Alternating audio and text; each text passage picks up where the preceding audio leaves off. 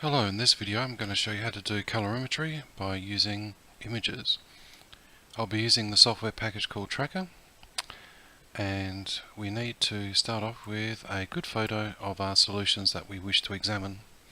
So all I've done is clicked and dragged the image in. Now on the computer there are three colours, red, green and blue, and they are switched on to different degrees from a scale of 0 to 255 to represent all the colours that you may get on the screen. So what I wish to examine is the RGB region, red, blue, green region of my samples. So we have white light being reflected off the paper here, and it's coming through the copper sulfate solution, and the colours have been absorbed mainly in the red part of the spectrum. So we wish to examine it. So I'm going to hold down the shift key and you'll notice that the cursor changes, and what we want to do is look at that value of 0 to 255. So all I want to look at is the red component. As green and blue are transmitted through without absorption, I just want to look at the red component which is absorbed. You can see over here it has a value of 188.3. So in my Excel spreadsheet that I've already prepared, at the 0.08 moles per litre, it has an absorption value, or red component value I should say, of 188.3. I'm just going to use my mouse, drag it over to the zero concentration, and that has a value of 213.4. I'm now going to repeat this for my other solutions.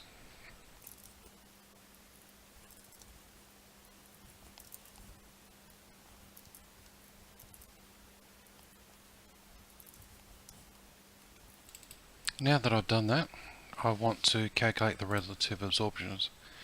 So that's going to be equal to negative log of the absorption value divided by my reference point, which will be the zero concentration solution. I'm just going to put in some dollar signs, so when I do a fill down, that cell reference will not be altered. So now I'm just going to click and drag down, and that's my relative absorbance. So I want to now actually do a graph of this, holding down the control key, so that way you don't have to shift the columns around. Insert an XY scatter graph, and as you can see, that is my plot. Going to right mouse click on that and add a trend line. Display the equation on the chart and the R-squared value to see what my values are like. As you can see, standard deviation is 0.99, so that's fairly good, and I have my equation. Now I'm just going to cheat a little bit and use Wolfram Alpha to solve it, because with my unknown solution, which was the cuvette on the far most right, it has an absorption value of 0.1966, etc. So that's going to be equal to my y value, where x is the concentration, so x, y values. So let's do that now.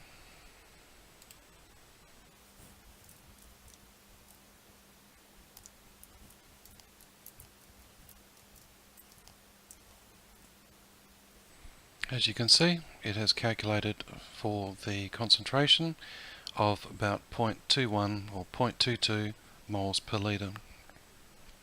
Now sometimes you will not get a linear fit, and copper sulfate does have a slight curve in it. So again, right mouse click on it, format the trend line, bring up the submenu here. I'm now going to go for a polynomial. As you can see, standard deviation value is much higher and more accurate. So I'm just going to use Wolfram Alpha with this new equation.